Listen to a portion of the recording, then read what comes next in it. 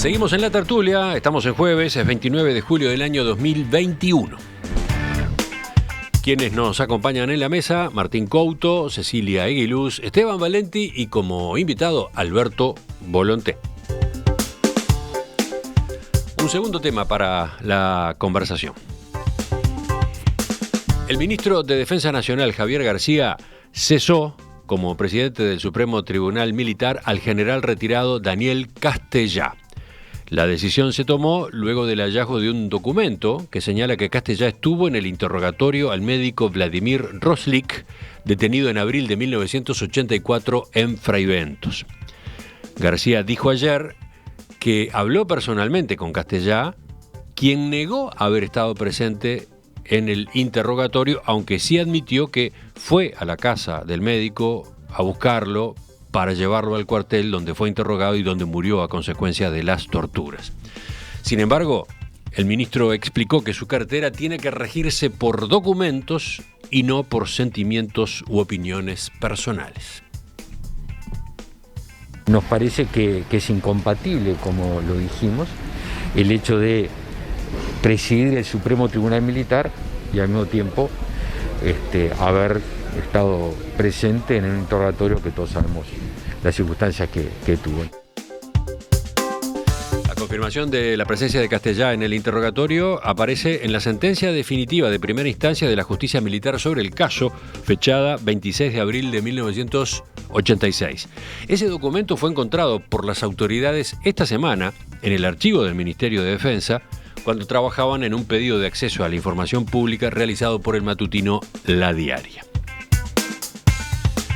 Antes de esta revelación, lo que se sabía era lo que Castellá admite, que con el grado de capitán comandó la partida militar que se presentó en la casa de Roslik y lo llevó detenido en la madrugada del 15 de abril de 1984. Bueno, ¿de qué manera reaccionaron ante esta noticia? Todo muy, muy sorpresivo, ¿no?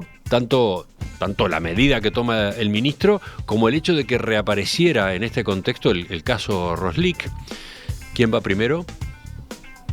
Yo en este caso, si me dejás, Emiliano. Alberto. Porque escuché con mucha atención el matiz que Martín estableció con mis dichos del otro tema. Y me gustaría decir que como voy a aprobar en forma muy firme la decisión del ministro de Defensa en este caso, comentarle que yo en esta tertulia soy un invitado y me parecía que tenía que actuar como es mi estilo, los que me conocen, que es generalmente no soy de críticas, no soy de posturas confrontativas, sino que para criticar o confrontar, yo en lo personal me tengo que asesorar mucho. Y en este caso, a raíz de que recién se dijo, sorprendió. A mí, el ministro García no me sorprendió, lo conozco de hace muchos años, es un hombre muy bien formado, con un claro sentido de la ética y con un claro sentido de lo que tiene que resolver alguien cuando tiene responsabilidades de gobierno. Y creo que cuando lo cesó a este señor, se guió por lo que dijo, documentos, y eso me parece, Emiliano, fundamental. Entonces, Martín, yo no establezco críticas. Tú decías, a mí me ofrece muchas críticas el ministro de Salud y el gobierno, y yo pienso que sí, que deben ser muy válidas, y tú seguramente las habrás realizado muy bien. Yo tengo mis críticas y mis matices, como todo ciudadano, con el gobierno y con los ministros, independientemente de mi fe política, que no tiene por qué ser muy conocida porque yo he salido del ruedo, pero ha sido la de toda mi vida. Entonces, en este caso, Emiliano, reitero, no me fue sorpresa, porque hay que terminar con algunos mitos, que las decisiones de defensa de los derechos humanos y de separar de estructuras que pueden ser de influencia en las decisiones, como es el presidente del Supremo Tribunal, me parecen propias de este gobierno propias del Partido Blanco y propia, por tanto, de un ministro muy blanco que está dando demostración de que él tiene una formación tan sólida dentro de una estructura partidaria tan históricamente reconocida de defensa de los derechos humanos. Porque esto, en definitiva, que es una decisión tomada en base a documentos, no a sentimientos, es demostrar que aquí este gobierno, el partido y los partidos que forman la coalición de este gobierno están dispuestos a tomar medidas tan firmes como los gobiernos que han precedido a ellos en los últimos años. Ya que hubo... Era el comentario. Sí, está bien, ya que hiciste alusiones a Martín por el tema anterior, ya que estamos, vamos a darle la palabra a Martín a continuación. Sí, yo la verdad que recibí esta noticia con amargura. Creo que la destitución está perfecta, pero como frente amplista digo que recibí la noticia con amargura. Me parece, no sé ni cómo decirlo, porque lo digo hablando de un nosotros, increíble que no hayamos revisado cada documento que había en el Ministerio de Defensa y en todas las dependencias militares. Me parece increíble además porque somos parte de una fuerza política que en el primer gobierno incautó documentos en cuarteles. Es decir, que no le tembló el pulso para ir a apropiarse de documentos en nombre del gobierno que estaban en dependencias militares. Entonces me parece que esa contradicción es muy difícil más que de explicar, de sobrellevar. Tú estás aludiendo, Martín, al hecho de que Castellá fue designado presidente del Supremo Tribunal Militar en el segundo gobierno Vázquez, ¿no? El 13 de marzo de 2017, en una resolución de Vázquez y el entonces ministro de Defensa Nacional, Jorge Menéndez, luego fallecido.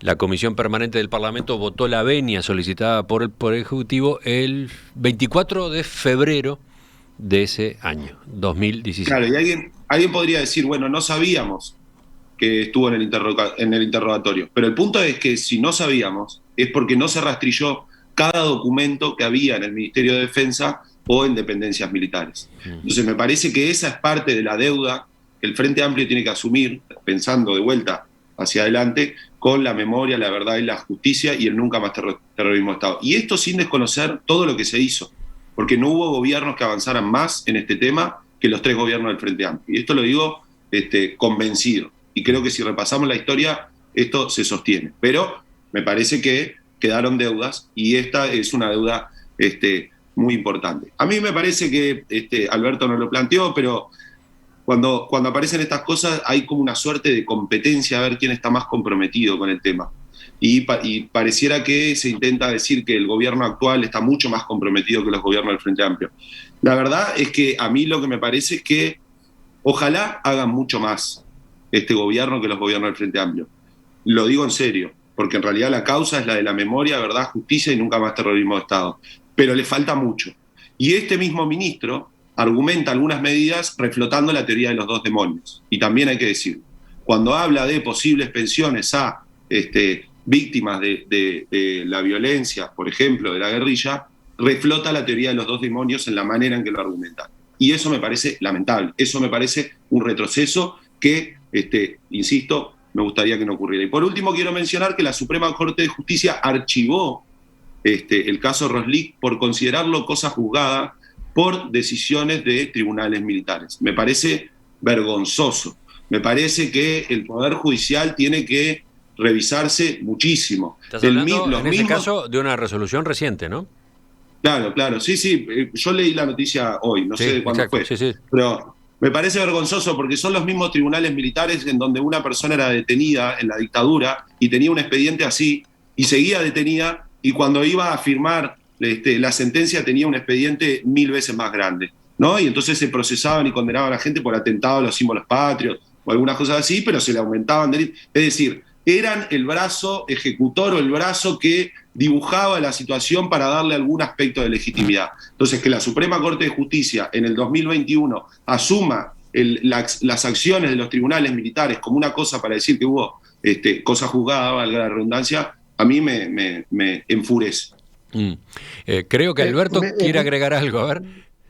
No, al contrario, no es el tema de que quiera agregar. Hacer un comentario sobre una reflexión que hizo Martín, he tomado muy en cuenta lo que dijeron todos, y en especial Martín, que me hizo la deferencia de tener un matiz conmigo. En cuanto a la teoría de los dos demonios que él considera que el ministro Javier García ha resucitado, yo pienso que no. No debe confundirse una teoría de los dos demonios con la que no comparto, con un sentido de justicia. El ministro lo que ha planteado es que se actúe con igual justicia con distintas víctimas que sufrieron consecuencias terribles en un periodo de la historia uruguaya. Entonces, me parece que este tipo de cosas, él, que además me parece bárbaro, yo a su edad reivindicaba mi condición de blanco, él ha reivindicado su condición de militante del Frente Amplio, y esto creo que enriquece a nuestra sociedad. Wow. Pero por mi trayectoria, yo en este caso, y mucho menos por respeto a esta invitación, voy a ser caudal de mi trayectoria política o de mi fe de hombre del Partido Nacional. Digo que Javier García, como ministro, en este caso actuó como un hombre de Estado, no como un hombre de partido. Esteban es el que está pronto ahí, con el micrófono abierto. En las informaciones que tú dabas falta un dato, que es que la revista 3 hace muchos años había publicado la información de que Castellá había estado en el interrogatorio de Roslik. Roslik, que tiene un significado particular, digamos que fue el último asesinado de la dictadura cuando la dictadura se estaba ya comenzando a irse. Por lo tanto, demuestra la ferocidad y además demuestra y confirma plenamente el funcionamiento como un aparato. No fue ningún exceso. Lo cubrieron con un tribunal militar, lo absolvieron con un tribunal militar, a este y a otro de los participantes, a los cobardes que asesinaron a Roslik. Yo estoy totalmente de acuerdo con que lo hayan sacado. Creo que estaríamos en una guerra feroz si, conociendo esta información, el ministro lo dejara donde está. Y a mí me da vergüenza, lo digo con el término más duro que se me viene, el hecho de que durante 15 años nosotros, y digo nosotros porque yo fui parte durante mucho tiempo del gobierno, digo, no del gobierno del punto de vista de los cargos, porque nunca tuve ninguno, pero de las posiciones, y tiene que ver, no es un descuido, lo quiero decir con toda claridad, a ver, esto se suma a los tribunales de honor que descubrimos el año pasado que fueron absolutamente obviados por el gobierno. Esto es que una parte del Frente Amplio, a diferencia de otra parte, pero la que definía la política con los militares en los 3 gobiernos, ¿no? Sobre todo en los 2 últimos gobiernos, tenía una posición de que había un límite y que había que mantener ese límite, y hasta ahí llegábamos, y hasta ahí llegamos prácticamente. Y este es un caso en que se superó ese límite, porque no es que era el presidente del Supremo Tribunal Militar, que fue un instrumento fundamental de la dictadura, vamos a entendernos claro, y que la Suprema Corte de Justicia tendría realmente que tener vergüenza de haber emitido aquella resolución. Este hombre hizo toda su carrera, fue jefe de Estado Mayor de la Defensa, llegó a general, pasó por instancias parlamentarias, y nosotros, entonces me pregunto, cuando proponíamos un general, ¿averiguábamos cuál era su papel? ¿Cuál había sido su papel? Cuando proponíamos al presidente del Supremo Tribunal Militar, que de oír el nombre ya me viene piel de gallina, ¿no? Me erizo, porque conozco la cantidad de mis compañeros que pasaron por allí y fueron procesados con muchas décadas, muchos años de cárcel. No averiguábamos. Tenía que aparecer un documento. No, es una concepción que fue y que no, digamos, de las peores cosas que me afectaron a mí en cuanto a mi posición sobre el último gobierno del Frente Amplio y el anterior en los aspectos de los derechos humanos. Los derechos humanos no es solamente la búsqueda de los desaparecidos, es una concepción global, integral, y este hecho a mí, por un lado, me alegra de haber sacado esta lacra, como Dalmao. Yo me acuerdo que Dalmao, ¿no? El que murió, ¿no? El que fue acusado de matar a Aníbal Zabalzagaray, estuvo en mi casa 7 días y mi hijito Pablo, que tenía 5 años, 6 años, se peleaba y discutía con los milicos, se quedaron 7 días en la casa. Una de las anécdotas que tengo de mi hijo Pablo es esa. Discutía con los 7 días se quedaron. ¿Pero se quedaron en qué plan? Aclaremos eso, Esteban. Estaban ocupando mi casa en una ratonera. Mataron a Aníbal Zabalzagaray y como era un operativo contra el sector universitario de la juventud, se fueron a mi casa y dejó instalado un grupo de soldados adentro que, además de mantener toda mi familia, los que iban llegando para averiguar, porque ni teléfono había en esa época, ¿no? Por lo menos en mi casa, iban quedando detenidos. Entonces yo quiero decirle, también recuerdo que mi hijo le dijo algunas frases que quedaron en la memoria de la familia como un recuerdo imborrable, pero quiero decirles que no es que se nos escapó por un agujero a la información, es que no tuvimos en la búsqueda de esa información para limpiar las Fuerzas Armadas de todos los criminales la actitud que teníamos que haber tenido. Cecilia, vas quedando tú ahora. Sí, bueno, yo primero que nada sobre el tema quiero decir que no me sorprende tampoco la actitud del ministro, de Javier García, que al encontrar una situación como esta toma la medida que toma. Lo que sí me sorprende es que durante 15 años a esta persona que se lo destituye en este momento, pasó por todo el sistema militar en los más altos lugares y pasó por el Parlamento. Hubo defensores de los derechos humanos en la Secretaría de Derechos Humanos, como es el caso del actual presidente del Frente Amplio, que es imposible que no se haya enterado de estas situaciones, porque sé que hicieron un montón de investigaciones. Hubo legisladores como Michelini que terminaron botándole la veña.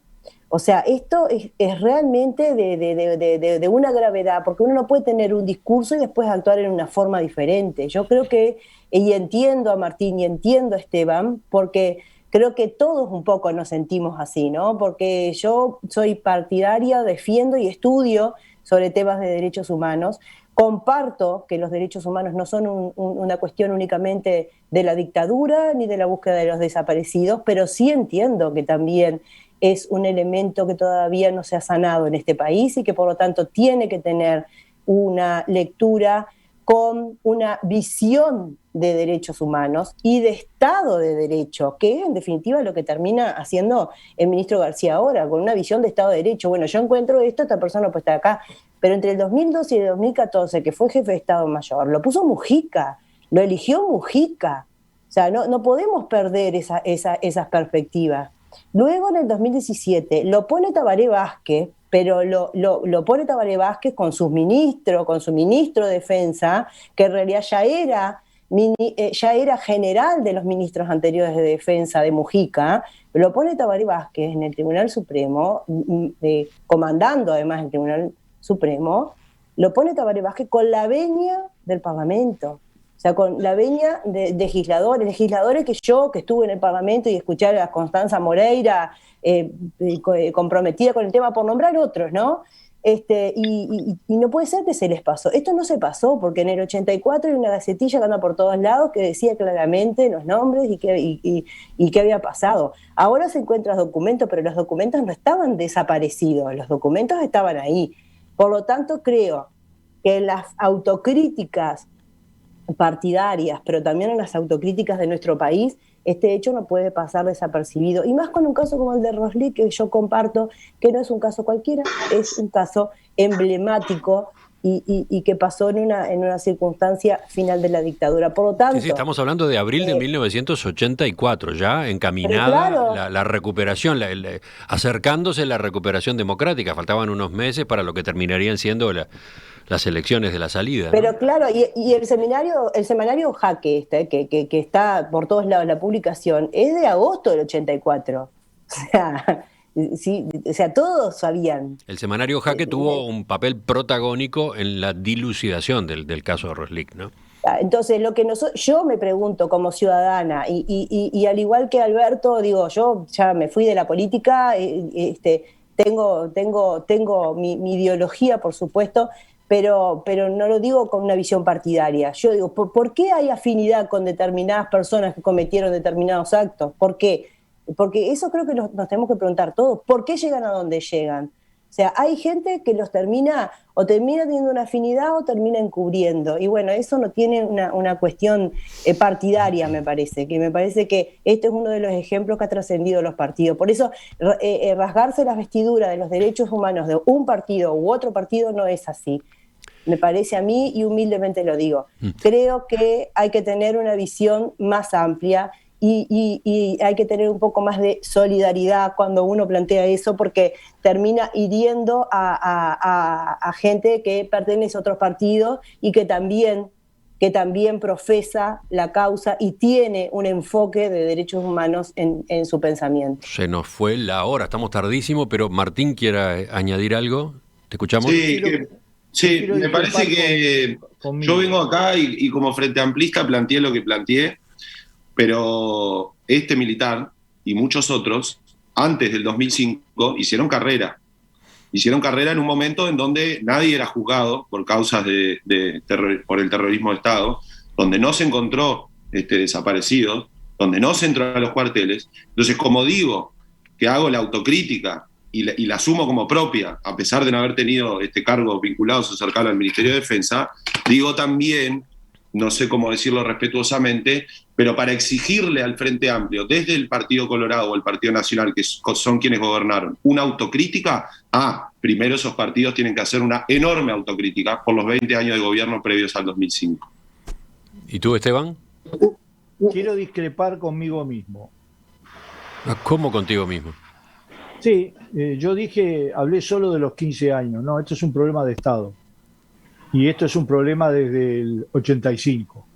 Todos los gobiernos democráticos se comieron esta pastilla. A mí me duele la del Frente Amplio por razones políticas e ideológicas, pero todos los gobiernos le trataron de que esto hiciera de manera diferente. El Frente Amplio tenía un acuerdo de hasta dónde llegar. Está en las actas de declaración del general Bertolotti en un tribunal. Por lo tanto, no es ninguna novedad ni ningún invento mío. Ahora, que esto pasó de esta manera, también quiero decir otra cosa, que dice algo que decía el ministro García. A Roslik lo mataron solamente por ser comunista. No estaba en ninguna organización que tuviera algo que ver con acciones de la mínima rozamiento de uno de los dos bandos que se pretenden en algunas visiones ver. Roslik había estudiado, era ruso y lo mataron por comunista. Y eso alguien lo tiene que decir. Alberto también quiere decir algo. No. Breve. Primero, agradecerte que me hayas invitado. Segundo, seguro no me invitaste porque yo tenga una larga tradición de blanco, sino porque tuvimos años muy felices, muy buenos para mí, muy enriquecedores de participar de la tertulia de los viernes durante 5 años. Creo que esa es la razón porque estoy acá. No como blanco, sino como un ciudadano en retiro que tuvo la suerte de haber participado de la tertulia durante 5 años.